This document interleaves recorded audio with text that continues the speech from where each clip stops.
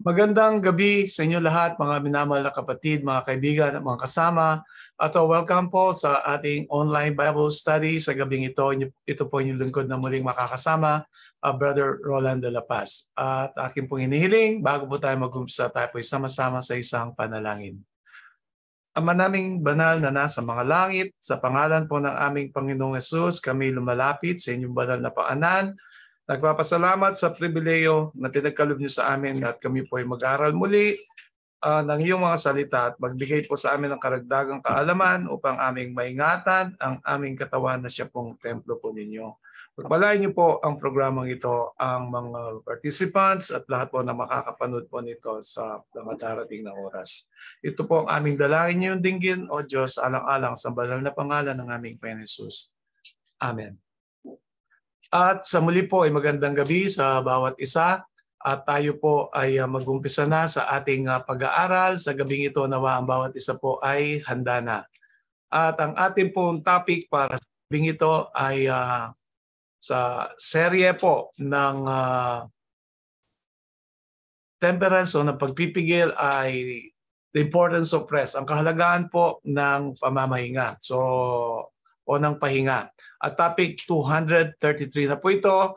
At kung gusto niyo panoorin ang lahat ng ating mga presentations mula February 2021 hanggang sa panahon kasalukuyan for public sharing po, search lang sa YouTube channel, Roland de la Paz, at mapapanood niyo po ang lahat na yan. At pwede niyo pong pag-aralan o ulitin uli para naman po ay madagdagan yung ating kaalaman at kung gusto niyo po itong ibahagi, i-share sa inyong mga mahal sa buhay, sa inyong mga kaibigan, ay pwede at nawa ito maging kapakinabangan sa bawat isa. So tayo po ay mag-umpisa na. Umpisan po natin ang ating pag-aaral sa 1 Corinthians chapter 10 verse 31.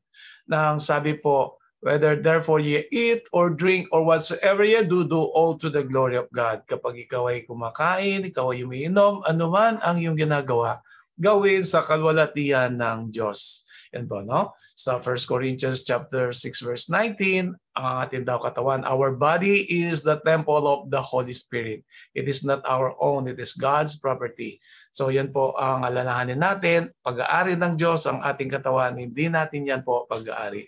Kaya luwalhatiin natin siya sa ating pong pamumuhay, pagkain, inumin, o sa ating tinatawag po na katawan na siya pong templo nga ng Banal na Espiritu. So ngayon po ay pag-usapan natin ang kahalagahan nga ng pahinga o ng pagtulog. At bago po yun, atin pong tunghayan po itong 7 factors for longevity. 7 mahalagang bagay para po sa mahabang buhay. So una ay no smoking. Huwag po tayong maninigarilyo. Ang pangalawa ay sleep 7 to 8 hours. Ito po ay para sa mga adults, no? 7 hanggang 8 oras ang pagtulog, and then at the proper or right time. Kailangan po ay nasa tamang oras. And then eat breakfast regularly. So minsan ay merong gustong bumaba ang kanilang timbang, hindi sila nagbe-breakfast o kaya meron silang habit na hindi nagbe-breakfast. Ito po ay hindi po makakabuti para po sa ating katawan dahil maghapon nga po tayo ay gumagalaw, gumagawa, nagtatrabaho. Kaya yung pong pinakamahalagang meal sa maghapon actually is breakfast. Kaya eat breakfast regularly. Do not skip breakfast. So no eating between meals. Kaya pag kumain ka na ng maayos at siyempre kapag katapos kumain, huwag kang mahihiga, huwag kang matutulog. Kailangan mo rin maglakad-lakad or movement dahil nga ang movement is the brother of digestion. Kaya pag sapat yung iyong kinain na hindi ka na matutokso po na kumain pa in between meals. So yung tinatawag sa atin na merienda, which is not healthy kasi nga ay kailangan ng 4 to 6 hours ang ating digestive system para tunawin yung ating pong kinain. Lalo na kung ito po ay maraming sangkap o niluto. Pero kung ito ay raw, minsan ay 3 hours or 4 hours, hindi po yan luto, madadigest po siya. Pero kung meron pong luto at maraming sangkap po yan, it needs at least 5 hours mo. And then maintain proper weight. Yung pong body mass index, no? Kailangan po rin natin yon. And then exercise regularly. And of course, walking is the perfect exercise. Pwede po yung farming o gardening o yung mga aerobics. At dito makikita natin sa picture dito, yung pong isa sa mga aerobic exercise. Ito nga po, cycling.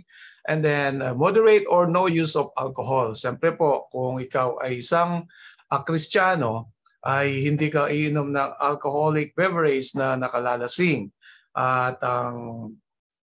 mismo ang Bible, nagsabi po dyan, Proverbs chapter 20 verse 1, wine is a mocker. No, dalawang klase pong wine sa Bible, na pag-aralan na po natin yan.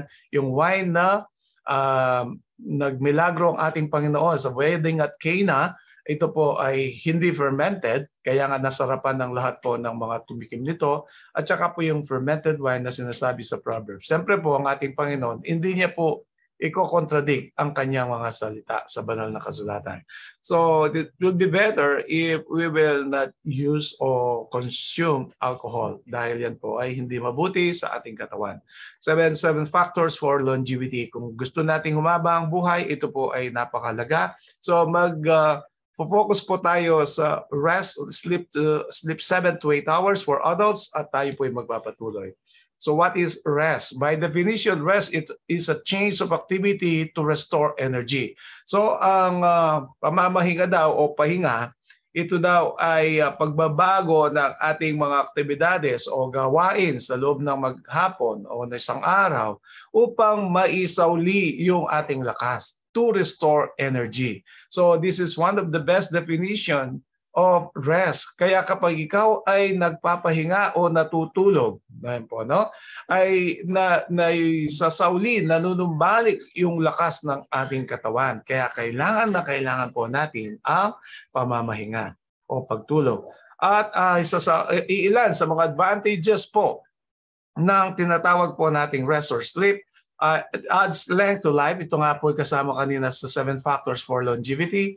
And then it improves mental and physical efficiency. Ito po ay mga mahalagang mga punto na kailangan nating pagyamanin. Increases immune system, no? Strengthen the immune system. Pinapalakas po ang ating resistensya o yung pong ating pinaka-depensa ng ating katawan. Yan po ang mahalaga. And then rhythm of rest. Ito naman po ang pag-usapan natin. If heart rate is 60 times per minute in about 1/10 of a second, this resting period, the heart is nourished with oxygen and nutrients, enabling it to continue at peak efficiency.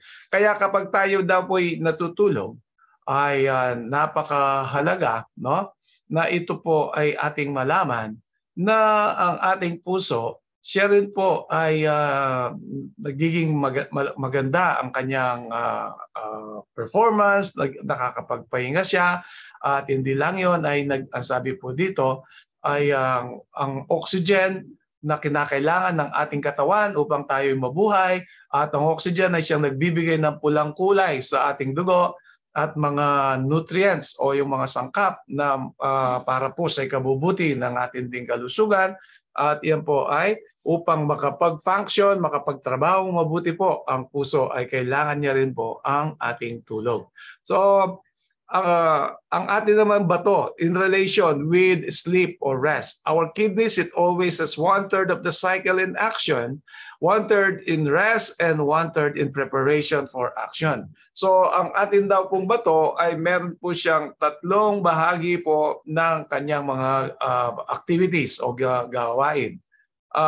Una nga ay kapag siya daw po ay gumagawa, dahil ang bato ay siya nagpipilter ng ating mga dugo, na yan po pinaka-primary function ng kidneys, although meron pa pong iba. So 1/3 is in rest. So kapag tayo daw po ay natutulog, ay siya rin po ay nakakapagpahinga at nakakabuti sa kanya. At ganoon din yung ikatlo nga po ay bago siya maglinis o magfilter o gawin o gampanan ang kanya pong mga activities or responsibility as one of the internal organs of the human body, especially ito po ay nasa excretory system or urinary system.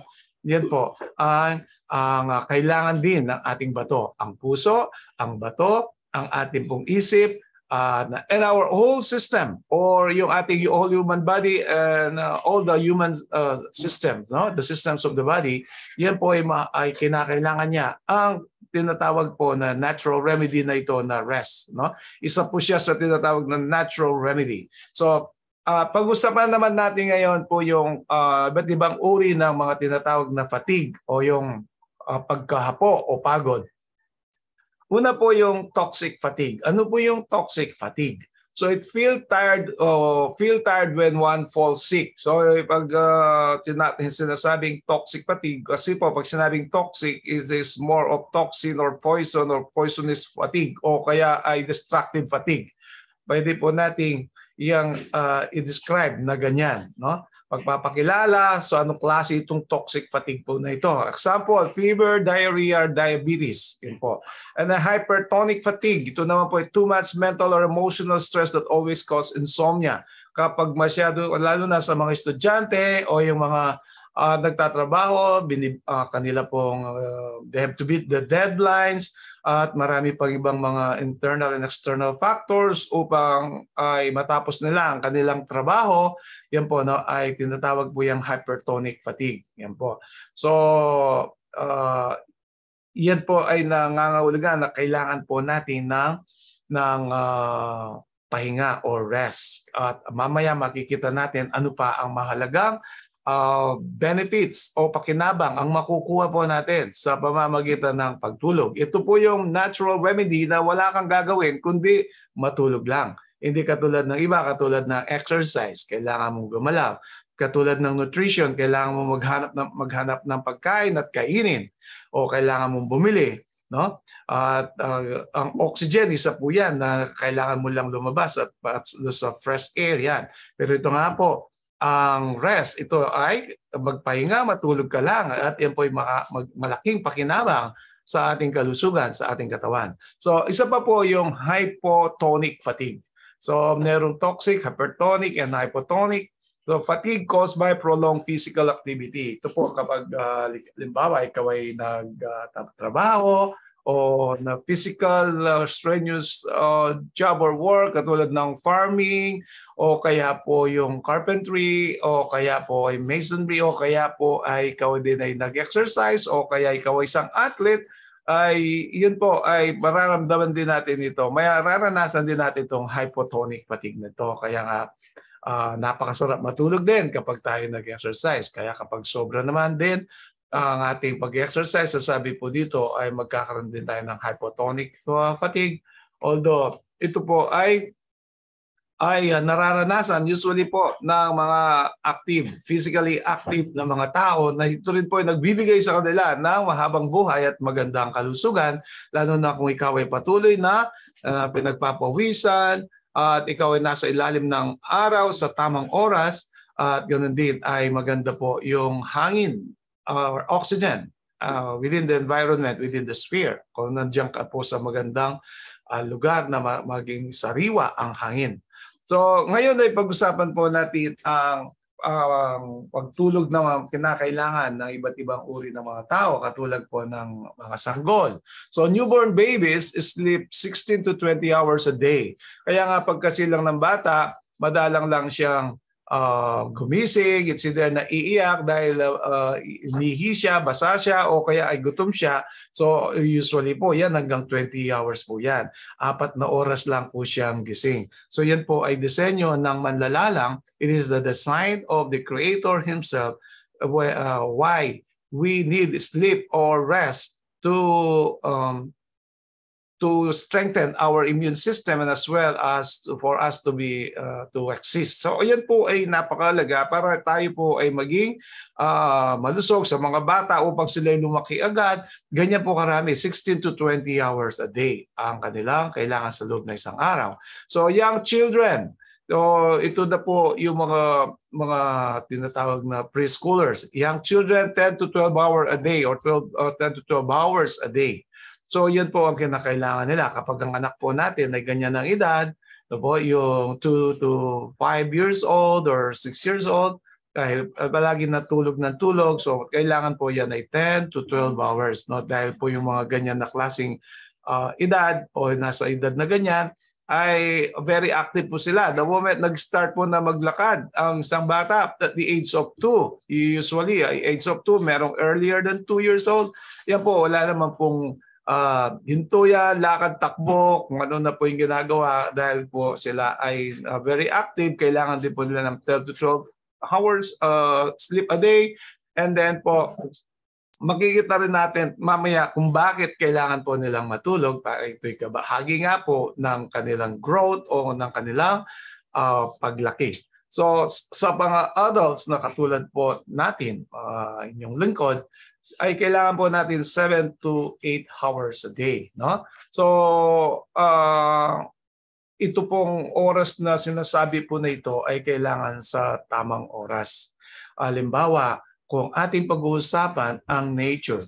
Ang nature, pag sinabi pong sunrise, kailangan tayo ay bumangon na. Pag sinabing sunset, kailangan na tayo magpahinga.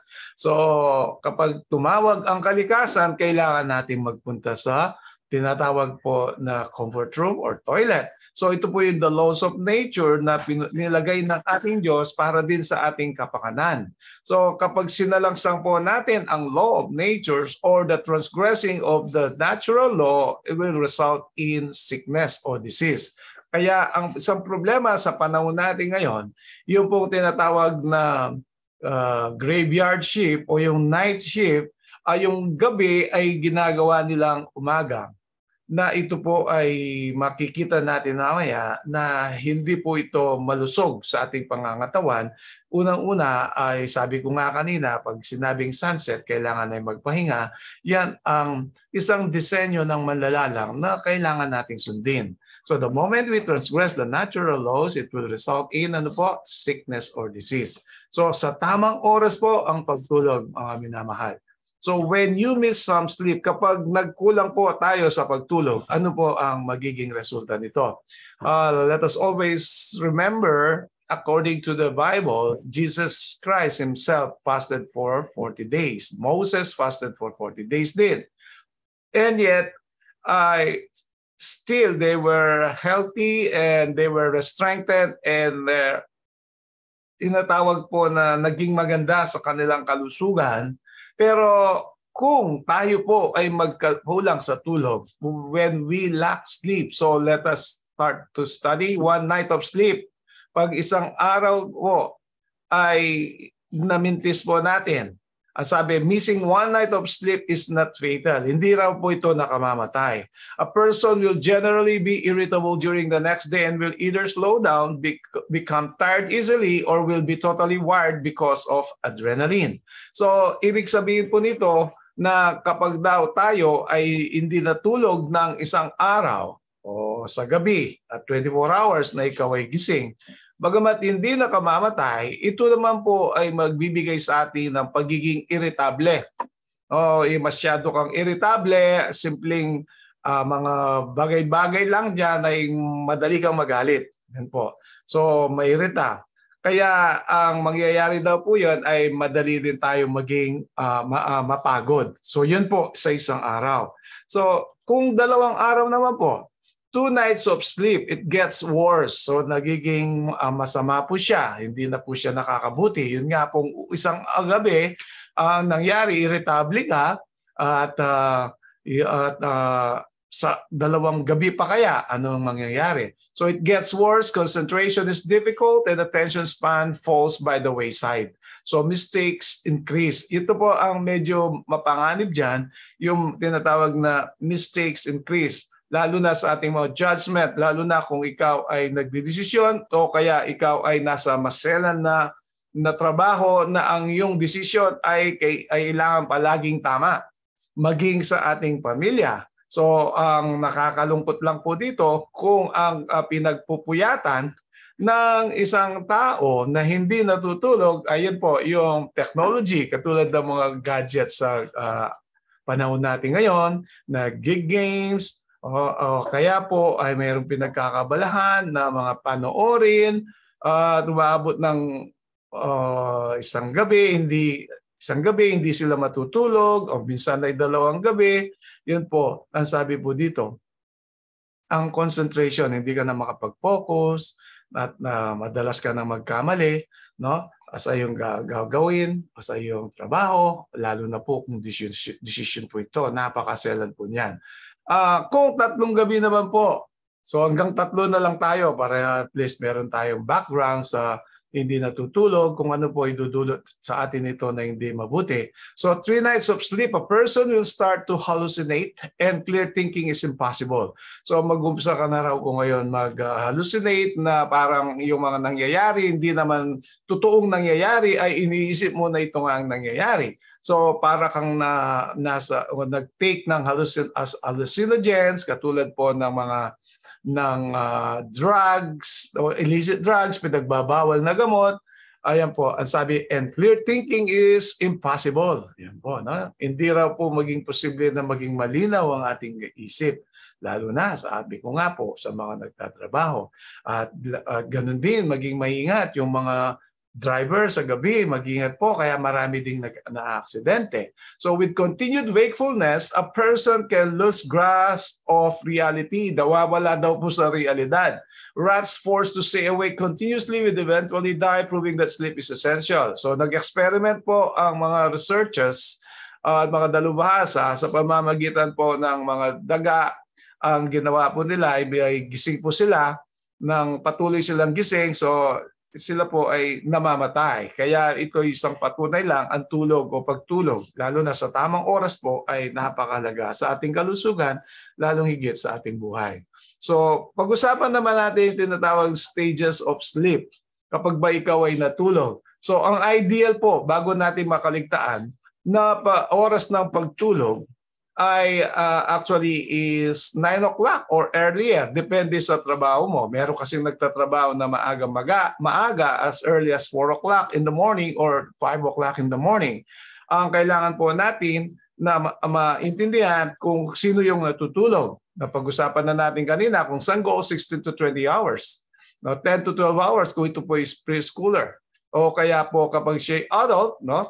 Mamaya madidetalye din natin yan, pero kapag ang pinag-uusapan po ay mga adults, 7 to 8, usually ang kailangan nilang tulog, pero sa nakikita nating picture po na ito, so ito ay early teens o kaya ay younger, so usually ay kailangan niya ng 10 oras. So ang tamang oras, ang ayon po sa mga dalubhasa, ay mag-umpisa yan ng 9 o'clock, as early as 9 o'clock in the evening. Kaya kung mag-umpisa yan ng 9, 10, 11, 12, 1, 2, 3, 4, 5. So 5 o'clock ay magigising na kasi yan po ay 8 hours na. Kaya kung ang trabaho naman po ay 4 o'clock in the morning, ay kailangan ay earlier at 8 o'clock, at least ay 8 o'clock. Kaya meron po natutulog na maaga dahil ang trabaho nila, lalo na po yung mga mangingisda o magsasaka o kaya po yung mga, meron din po mga ibang trabaho na nangangailangan ng maagang pagpasok. So yun po, no? So ito po yung sinasabi po ng ating pag-aaral. So stages of sleep. So meron pong iba't ibang mga stages na pag-usapan natin sa pagtulog para naman din magkaroon tayo ng idea kung anong nangyayari kapag tayo natutulog. So sleep stages, meron stage 1, 2, 3, and 4 at saka yung REM na tinatawag o kaya po yung rapid eye movement. So kapag tayo po ay nasa stage 1 na, ito nga po yung falling asleep or light sleep. So yung inaantok ka na. And then stage 2, heart rate slows and body temperature drops. Bumababa daw po yung ating temperatura. Bumabagal din po ang pagpintig ng ating puso. Stages 3 and 4, malalim ang tulog, muscles and tissues repair. So alalahanin po natin yon. Nagre-repair ang ating katawan kapag tayo natutulog sa tamang oras. Sa tamang oras po, no? Kahit po na makita natin na ikaw ay matulog in daytime, dahil ikaw ay night shift, hindi po pareho po ang benefits po niyan sa ating katawan. Dahil nga po yung law of nature. At mamaya lalo po nating magiging maintindihan yan. And then REM or rapid eye movement, body is paralyzed and dreams begin. Doon tayo nananaginip kapag meron pong nandiyan tayo sa stage 5 o yung REM. Sometimes they consider only 4 stages at ito naman po ay dahil inisa nila yung stages 3 and 4. So 100% sleep cycle. So dito po ay stage 1, 2, 3, and 4, 5 pa rin tayo. Yun po, kung makikita natin, yun sa ikalima nga, dito na tayo mag-umpisa ang managinip. Actually po, ayon po sa physiology of sleep, ay maraming beses tayo na nananaginip. Lalo na kung malalim-lalim nga yung tulog natin, especially at stage 5, at yung pinakahuling panaginip lang po natin, yun madalas nating matandaan o maalala. Pero kung ang tinatawag po na panaginip or dreams based on the Bible principles, katulad po na panaginip ni Haring Nebuchadnezzar, ang panaginip din ni Daniel, at panaginip din ni Joseph, the patriarch, ay ibang usapan po yon. So ito po ay scientifically, meron tayong stages, 5 stages. Pero kapag ang Panginoon ay siyang kumausap sa atin sa pamamagitan ng panaginip, bagamat ito ay nangyayari sa stage 5, ay natatandaan po ng mga kanyang lingkod ang kanilang mga napanaginipan. Dahil nga kanina, ang difference nga po, kanina nasabi ko, marami tayong mga panaginip, pero yung pinakahuling panaginip ang madalas po nating maalala. So ito po ang sinasabi po ng siyensya. Stage 1, 4 to 5%. At stage 2, 45 to 55%. And then stage 3, 4 to 6%. And stage 4, 12 to 15%. And then yung stage 5, 20 to 25%. So yan po ang sinasabing percentage po ng sleep cycle. So pareho lang po yan. So non-REM sleep. So ito pong non-REM o non-rapid eye movement sleep, ito nga po yung first 4 stages. Dahil nga po yung REM, ito na yung last stage or 5th stage. No? Physical systems recovery, body muscles are very active. No? Yung pong first few stages na nabanggit na natin kanina. Ano po yung epekto sa ating katawan. And then po yung REM, yung pong 5th stage, the last stage kung saan tayo nananaginip, kung kailan tayo nananaginip, mental and emotional functions restores. So, ano po sabi? Mental and emotional functions restores.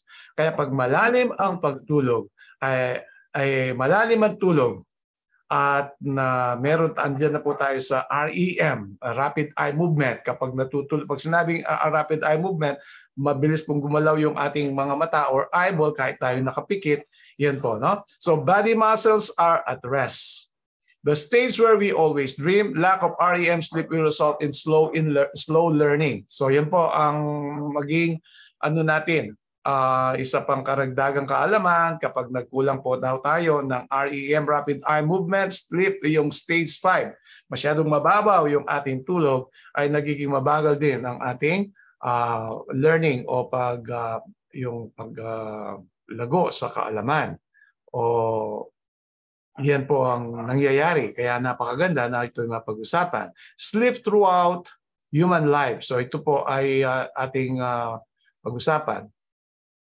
Sa table po na ito, sa diagram na ito, makikita natin sa baba yung age. Infants, children, teens, adults, and old age. So yung REM sa bandang kaliwa, yung total daily sleep, yun po, no? Makikita natin. In hours. So kapag natutulog daw po tayo, yan, makikita natin yung oras sa mga sanggol o yung mga preschoolers, yun nga, yung 10 to 12 hours na nabanggit kanina sa mga bata. Kapag ito'y tumatanda, yan po. Kung age 6 naman po, yan, ang ganyan po siya oras. And then makikita po niyo po yung color ng shading ng ating pong slide ay yan po, no? Ay 25% and 75%. Kapag non-REM sleep ay 75% daw po yung persyento ng ating 100% na sleep cycle.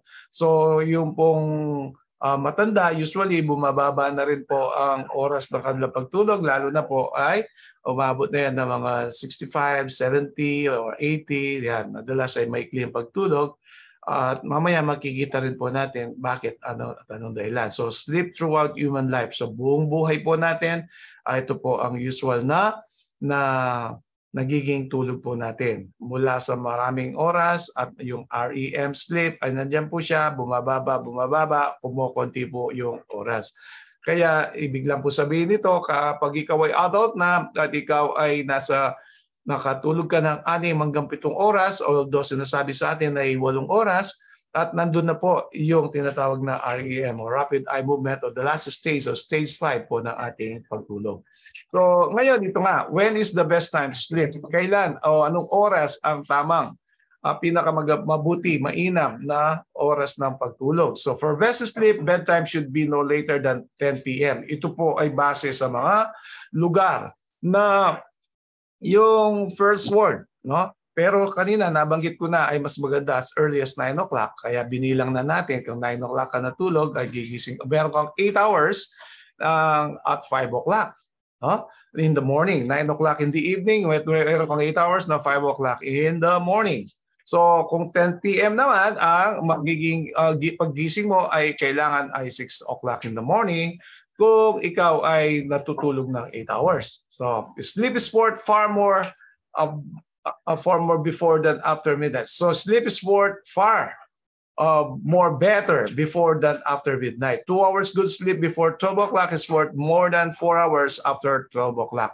So ito po yung sinasabi ng mga dalubhasa. Maging ang mga health searches o kaya po yung mga scientists na sila'y nag-experiment, pinag-aralan mabuti yung pagtulog.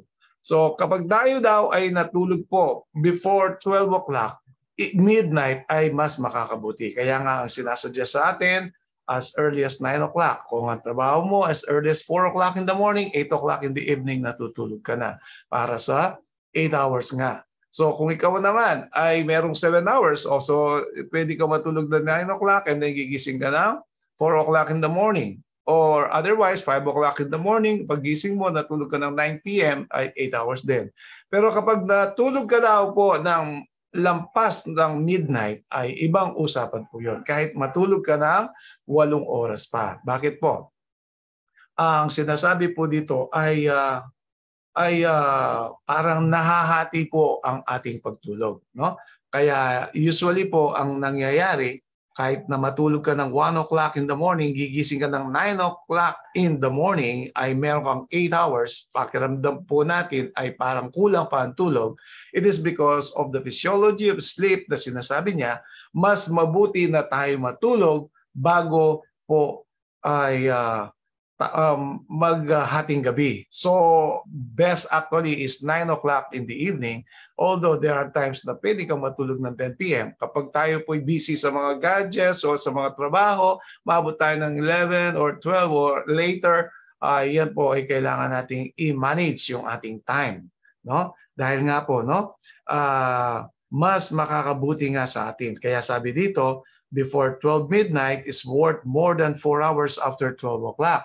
So actually, ito po sinasabi po na ito ay pwede nyo subukan at mararamdaman nyo naman po ang epekto. Ako po ay in-experiment ko na po yan ng maraming beses at actually ay the best talaga is 9 o'clock, as early as 9 o'clock in the evening. At ito'y magagawa mo lang kung meron kang mga physical activities within the day. At ito po ay kailangan din natin na kapag merong physical activities ay mahalaga na ikaw ay nakakalanghap po ng oxygen. There are times that we are doing a physical exercise, nag-gym tayo indoor. So asan po yung oxygen doon na kailangan ng ating katawan o yung fresh air? Yun po yung mahalaga din na factor sa ating kalusugan. So the more we do physical activities outside o kaya yung tinatawag po na under the sun, no? Yan po ay napakahalaga. Under the sun at the proper time. Siyempre po, kung 12 noon, doon ay masusunog yung ating mga balat. Pero kung meron naman tayong protection, dahil ito'y trabaho, lalo na kung ikaw farmer o fisherman, ay makakabuti din. So tayo po'y magpatuloy. How much sleep do you need? Ulitin lang po natin. Kanina ay generally, yung sanggol ay, yun nga po, no? 20 hours. And then yun nga po yung preschooler, ito po ay 10 to 12 hours. And then adult nga. So in between po, yung adolescent, yung teenagers. So usually sila po ay nangangailangan din po ng 8 to 10 hours. So how much do you sleep? Ayan po, how much sleep do you need? So, sleep o percentage dead in 9 years. So, ibig po sabihin nito, ayan, rest is good but too much can be destructive. Ang pagtulog daw po ay mabuti rin. Pero kung sumobra daw po tayo ng pagtulog ay hindi rin mabuti. Ayan po, sang-ayon sa pag-aaral, sa loob ng 9 na taon, kapag ikaw ay palaging mahaba ang tulog at abnormal na haba ang tulog, ay maaari ka daw po mamatay sa loob ng 9 years o 7 na taon. So this is according to Breslow study. So pag less than 6 years old, makikita nyo po sa first diagram natin na ito ay 15.6, kaya less than. Kanina ay nasabi na natin, pag sanggol nga ay yan po, 16 to 20. And then nga po, pag 7 years old, 11.5 hours, and then 8, 11.1, and then 9, you know. So, makikita po natin na ang law of nature, hindi rin niya gusto na tayo ay lumampas pa sa mahabang tulog na 8 hours kung ikaw ay adult. Maliban na lang kung ikaw ay pagod na pagod.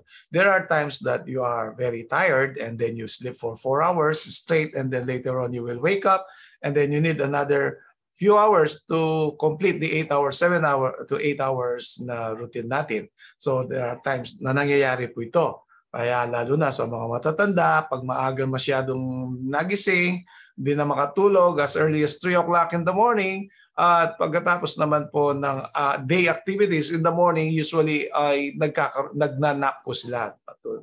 Matulog sila ng mga 30 minutes hanggang 1 hour. Pero kapag masyadong mahaba yung ating nap, hindi ka na naman makakatulog ngayon sa gabi, which is again, another factor to overcome. Kailangan natin naman ngayon na maging active. Kaya kailangan eksakto lang. Kapag nap lang. Hindi yan mahabang tulog.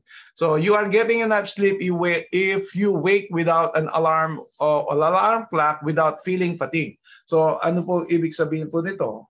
Kaya tama daw po yung ating oras ng pagtulog o sapat yung ating pagtulog kung hindi na natin kinakailangan pa mag-alarm clock. So meron pong nangyayaring ganon. Minsan naman kung excited lang tayo, minsan meron kang lakad bukas at 4 o'clock in the morning, natulog ka ng 12 midnight dahil aayusin mo pa ang iyong mga gamit at dahil sa excitement ay stress pa lang, may gising ka na, pero yun po yung ibang usapan. So ito po ay normal na activities natin, regular daily activities. Kapag tayo daw po ay natulog at ay di na natin kailangan na gumising ng dahil sa alarm clock at yung sinasabi na maganda ang pakiramdam without feeling fatigue, yan po, sapat yung ating pagtulog. Sana ito po ang ating makamtan. Isa sa mga factors bakit daw mahaba ang buhay na may mga Japanese and Chinese na mga interviews na ginawa o researches ng ating mga scientists ay dahil po sa pagtulog. Napakalaki pong halaga ng pagtulog. Ito rin po ay nais makamtan ng lahat ng mga tao dito sa mundo dahil nga alam nila kung ano ang benefits ng sleep. So the secret of beauty. Isa po ang tamang pagtulog, tamang oras ng pagtulog, tamang oras ng haba ng pagtulog.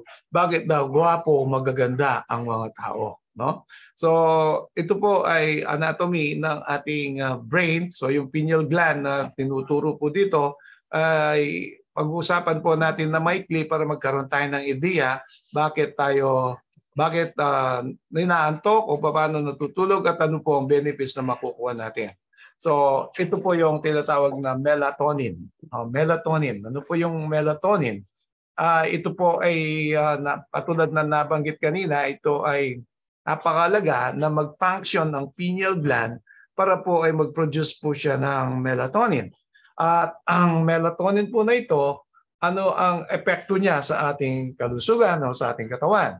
The effects of melatonin. Ayan po, ito po yung anti-aging. Kaya nga po sinabi niya kanina na yung unang slide, ay the secret of beauty. Yung pong pagtulog. Nakakadagdag po yan ng kagandahan, hindi lamang sa ating physical, maging sa ating isipan at emotion, intellectual, emotionally, at yung pong ating morally and spiritually, malaking bagay po So increase immune system strength. So lumalakas po. Maintain a positive mood. Yan po ang makakabuti sa atin kapag palaging merong melatonin na secrete ng pineal gland. So it lowers blood pressure and cholesterol. So yun po, kung titingnan po natin kung ano po yung epekto ng melatonin sa ating pong kalusugan as a whole ay napakahalaga po, no? So ito po ay isang table or diagram na kung kailan mataas yung melatonin na makakamtan natin sa loob ng isang araw. So makikita po natin sa bandang kaliwa, melatonin picogram per ml. So from 0 to 80. And then sa baba po, yung 2 p.m., 2 o'clock in the afternoon. And then darkness, siyempre yan na po yung sunset. And then ito po sa 2 a.m., tingnan niyo po, alas 2 ng madaling araw, mataas na mataas po ang tinatawag na possibility na ma-acquire po natin ang tinatawag na melatonin naturally, no? So, and then makikita po natin at 7 a.m. kung gigising tayo doon sa pababa ng pababa. Kaya po napakahalaga na matulog tayo sa tamang oras. 7 to 8 hours for adults, ayun nga po, ideal po talaga is 9 o'clock in the evening. So, tutuusin, late na po yung 10 o'clock in the evening. Ito po ay para sa mga first world, na katulad po ng United States, Canada, Europe, o kaya po maging Singapore, yan.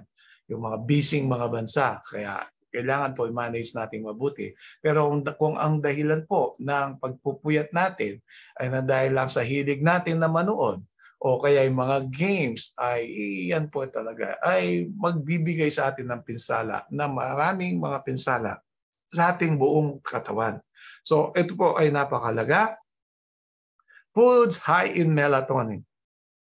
May mga pagkain din po na matataas ang melatonin at kung isasabay natin sa tamang oras ng pagtulog, yan, picograms and per gram of food. So yung pong barley, 378 picograms per gram of food, yung banana, yung saging, kaya po yung dalawang saging at saka po warm na soya milk, no? Unsweetened soya milk. In the evening, 6 or 7 o'clock, kainin mo yan, yan po ay aantukin ka. Pero pag yan ay kinain mo, sikapin mo muna, huwag ka nang manonood o magbabasa ng kung ano-ano pa na gagana na naman ang iyong isip at magiging buhay ang iyong isip at tanggal ang pagkaantok. So then we have tomatoes, 500, ginger, 583, o luya, and rice o yung kanin. Of course, rice, kung mas maganda sana, kung red or unpolished rice, brown rice, meron din black rice or purple rice. Palagi kapag white rice, sumobra naman po, hindi rin mabuti. So anyway, ang rice ay mayroon po siyang melatonin. And then we have corn, yung mais po, and then oats. So ito pong mga pagkain na ito, kung regularly nakakain po natin, ay makakatulong po rin yan sa ating kalusugan, lalo na sila po'y mayaman sa melatonin. So ano po yung melatonin uli? Nagbibigay sa atin ng magandang mood at magpapahaba ng buhay, magiging maganda ang decision natin at ganoon din po ay ito po yung magbibigay din sa atin ng magandang balat o yung itsura, no? Beauty, yan ka nga po. So although beauty, of course, lies on the eye of the beholder, lalo na ang tunay na kagandahan ay yung ating nasa puso o yung kagandahang loob. So anyway, ito po ay makakatulong sa ating kalusugan. Effects of sleep deprivation. Ano naman po ang magiging epekto pag kulang tayo sa tulog? Kaya kung meron mga manifestations na katulad nito, ay maaari nyo pong i-consider. So leg cramps, pinupulikat, irritable and impatient, madali kang mairita at wala kang pasensya, at masyadong maikli ang pasensya, ika nga. And then learning skill decrease, yung pag-aaral, yung pangunawa ay umiiksi o babawasan po siya. Incoherent speech, yan, yung ating pananalita ay hindi po siya nagiging maganda o kaya hindi nagiging maayos. And then depressed, yung pong depression, alam niyo po yun, masyadong malungkutin. And then physically collapse. Kaya yung katawan natin ay nanghihina cause immune system problems. So humihina din yung ating resistance sa mga diseases. Kaya yun po epekto ng kulang sa pagtulog. So how can you gain a good sleep? Paano daw tayo makakaroon ng mabuting o masarap na pagtulog? O take some deep breaths. Halimbawa, tutulog na tayo. Siyempre, ang deep breathing po yan. Maganda talaga yan sa maraming mga puno na fresh ang air. Although kung ang bahay po natin ay yan ba, hindi mausok o kaya hindi po masyadong congested o walang pollution dyan, pwede na rin po yan. And then, yung pong pinakamaganda talaga kung saan maraming puno during exercise, mag-deep breathing ka na mag-deep breathing. Kaya kailangan po natin na parang hinihingal ka kapag nag-exercise kasi nga po meron tayong residual air o na nakaparadang hangin sa ating mga baga na kapag yan ay merong toxins dahil na lang po natin sa mga iba't ibang mga chemicals katulad ng pabango, ng usok at marami pang iba, ay pag hiningal ka, lumalabas po yan. Kaya exercise ay napakabuti rin. And then avoid any food intake within 3 hours before sleep. So huwag ka magpapabusog ng 3 oras. Huwag kang kakain ng 3 oras bago ka matulog. Kasi nga kapag busog ka, gumagana pa rin ng digestive system, ay maaari pong hindi rin agad tayo makatulog. So increased fat in the blood din. No? So tumataas din po yung ating cholesterol. And avoid caffeine drinks and alcohol. So yung pong caffeinated drinks o maging ang kape o mga caffeinated drinks, mga soft drinks na merong caffeine, basahin niyo po yung mga ininom natin para malaman po natin. Maraming soft drinks po, lalo na yung colored, lalo na yung black na soft drinks at meron pong yung mga maliliwanag sa gabi na mga soft drinks, yan po ay merong caffeine. At yung pong alcohol, alak nga, ilan po yan ay mga stimulants. Kaya naantok lang po ang uminom ng alak kasi sumobra na yung inom at napagod na rin yung kanyang katawan. Kaya siya matutulog. Pero yan po yung mga stimulants. And then yung lukewarm bath, lalo na po yan sa gabi, maganda po yan, maligamgam na tubig ang ating pong ipaligo. Ano pa po? Establish a regular bedtime routine. Kaya kung matutulog ka ng alas 9, palagi alas 9 as much as possible unless otherwise merong emergency. So going to bed when sleepy rather than tired. Pag inaantok po tayo, ibig sabihin ang katawan po ay pagod na. Pero meron naman pong medyo kailangan i-consider yung palaging pakiramdam niya inaantok, kagigising lang, o nagyoyon na, o parang inaantok na naman, meron pong problema dun sa kalusugan. Lalo na po yung medyo matataas ang blood sugar, palagi po silang pakiramdam nila ay naantok palagi. Pero ang usapan po dito, normally, kapag pakiramdam mo, naantok ka na ng 6 o'clock in the evening or 7 o'clock in the evening, mas maganda kung makatulog ka na. Dahil ibig sabihin, ang katawan mo ay pagod na, kailangan niya ng matulog. Kapag naman as early as 8, yun nga sabi 6, 7 or 8 or 9, pag ginantok ka na, masikapin na natin tayo po ay matulog na. So keep daytime nap under 30 minutes. Yan po ang sinasabi ko kanina. Huwag nating pabayaan na umabot po yun ng 2 oras. Hindi ka na makakatulog. So as much as possible, yan. Ayan sabi dito, 30 minutes. Minsan sa mga ibang mga tao, 30 minutes to 1 hour. So, although yung 1 hour, mahaba na po, marami na tayong masyadong pahinga po yun. Kaya yung lunch break, kung titingnan mo actually, ay 1 hour po siya. And then, siyempre, kapag katapos mong kumain, para maging healthy po yung ating digestion, o maging maganda yung digestion, kailangan mo maglakad-lakad. And then, kung gusto mo mag-nap, after that, yan po. Yan, no? Under 30 minutes. So mga 30 minutes ay pwede na. A quiet, dark, well-ventilated room. Kaya kahit na gabi matulog ka, mayroon naman taong hindi makatulog daw na walang ilaw. Kaya gusto nila nakasindi. Alalahanin natin, yung melatonin, ito po ay pagkakaloob lang sa atin ng kalikasan kapag madilim na madilim po. No? Pag maliwanag, merong ilaw, merong araw, ayan po, yung katulad ng table na diagram na kita natin kanina. Well ventilated. Sa mga tweed, merong pumapasok na hangin. The mind with gratitude and trust in God. Yan po, no? So, palagi tayong maging mapasalamat sa Panginoon dahil siya nagbigay nga ng natural remedy ng rest o ng sleep. So, rest sufficiently. Ito, idadagdag lang natin. We should sleep at least 8 hours. Kaya nga po sa mga adults, though children need more, nabanggit na kanina, because it strengthens the nervous system. Furthermore, a weekly rest day such as the Sabbath is a blessing both for the body and the soul. So binigay po ng ating Panginoon, 6 na araw ikaw ay gagawa, sabi po sa 4th commandment, ang Exodus chapter 20 verses 8 to 11, subalit sa 7th araw, huwag kang gagawa. Ikaw, yung asawa, pamilya mo, maging ang mga hayop, maging ang mga animals, no? Maging ang mga strangers o bisita sa ating mga tahanan. So ito po ang Diyos ang nag-utos niyo. Bakit po niya binigay yun? Kasi nga maganda sa ating kalusugan. Meron tayong 8 hours sleep daily na at the proper time, and sa loob po ng isang linggo, meron kang 6 na araw kang nagtatrabaho, subalit sa 7th araw ay kailangan mo ring magpahinga. So ito po ay a commandment, utos ng ating Panginoon para naman po ay maging pagpapala. It is a blessing both for the body and the soul. So sleep is better before midnight. Ulitin po natin yung kanina.